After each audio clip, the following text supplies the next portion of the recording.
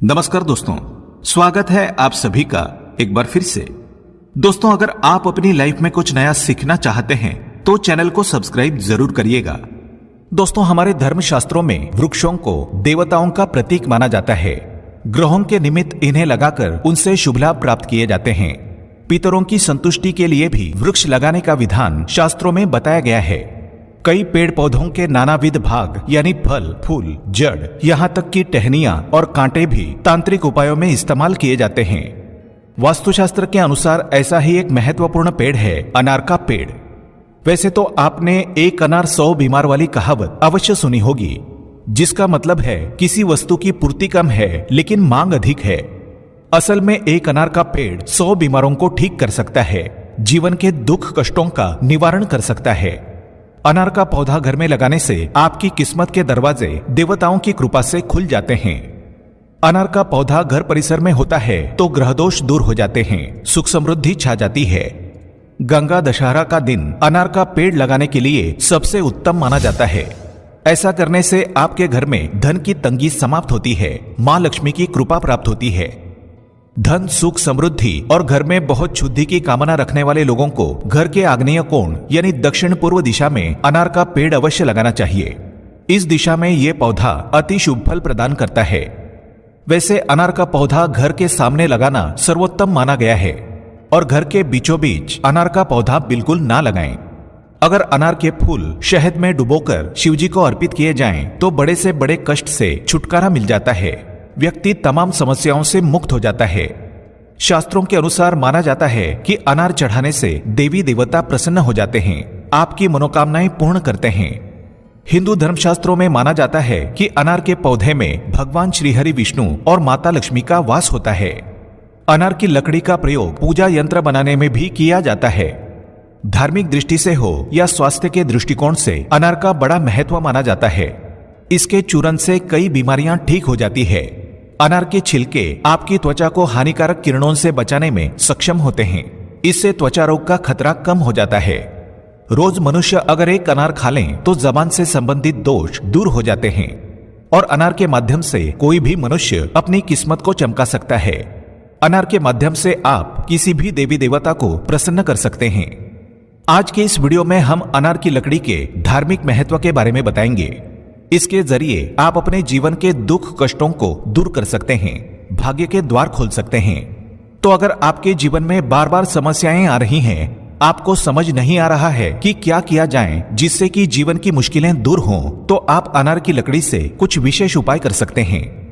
राहु के स्वाति नक्षत्र के समय अनार की लकड़ी तोड़ करके घर में ले आएं। अगर घर परिसर में अनार का पौधा है तो फिर बहुत ही अच्छी बात है, पर ध्यान रहे लकड़ी तोड़ने से पहले अनार वृक्ष से माफी जरूर मांग लें। फिर घर में ला करके उस लकड़ी पर हल्दी, चंदन, अक्षत और फूल चढ़ाएं। धूप दीप दिखाकर पूजा करें, फल मिष्ठान चढ़ाएं और फिर शनिवार के दिन उस लकड़ी को आप चांदी के तावीज में डालकर काले धागे में इसे गले में पहन लें। इससे आपके ऊपर छाई हर प्रकार की नकारात्मकता दूर हो जाती है। अगर आपको शक है कि किसी ने आपके ऊपर तंत्र मंत्र कर दिया है तो उसका प्रभाव दूर होने लगता है। किसी अज्ञात शत्रु के कारण जीवन में समस्याएं आ रही हैं, वो दूर हो जाती है। कार्यों में सफलता मिलने लग जाती है, भाग्य आपका साथ देने लगता है। ध्यान रहे ये तावीज पहनने के लिए शनिवार का दिन ही चुनें।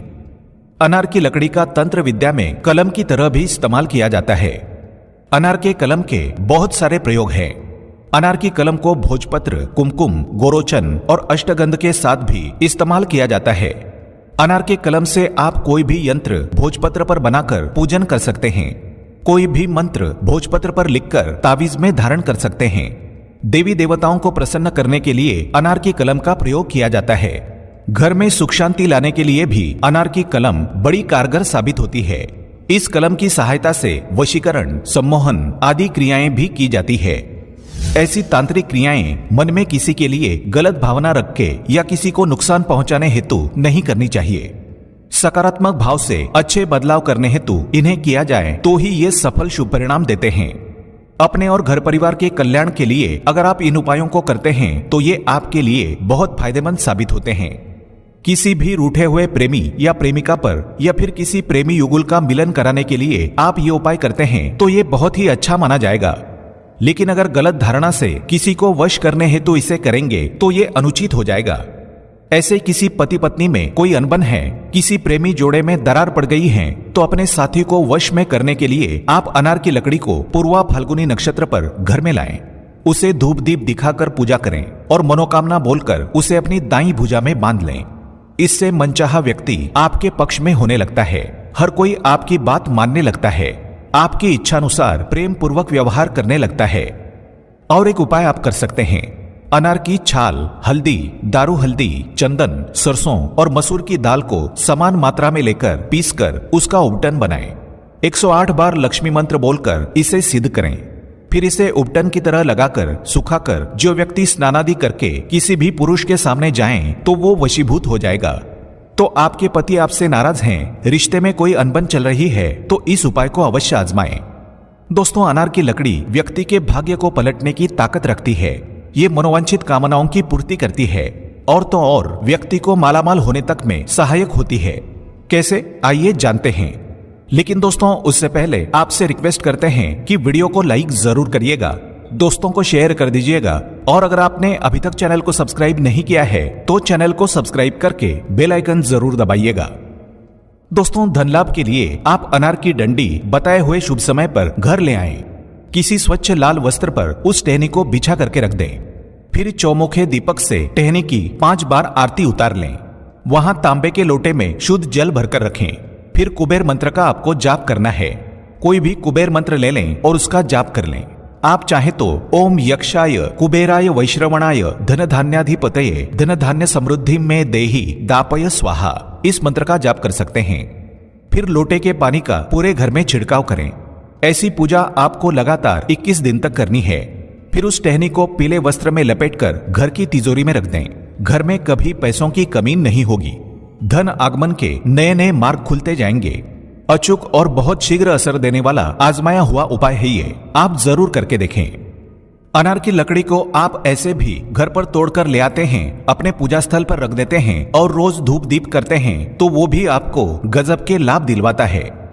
अगर आप संतान से जुड़ी समस्याओं से परेशान हैं, संतान आपकी बात नहीं मानती, बच्चे पढ़ाई में ध्यान नहीं देते हैं, तो उनमें सकारात्मक बदलाव लाने के लिए गुरु पुष्य नक्षत्र पर अनार की टहनी तोड़ करके ले आएं। उसे गंगा जल से और फिर दूध से स्नान करवाएं। फिर पूजा पाठ के बाद उसको अभिमंत्रित कर लें। उसके समक्ष बैठकर अपने इष्ट देव का मंत्र बोलकर उसे अभिमंत्रित कर दें। फिर उस टहनी को पीले वस्त्र में लपेटकर बच्चों के कमरे में पीले रेशमी धागे से लटका दें।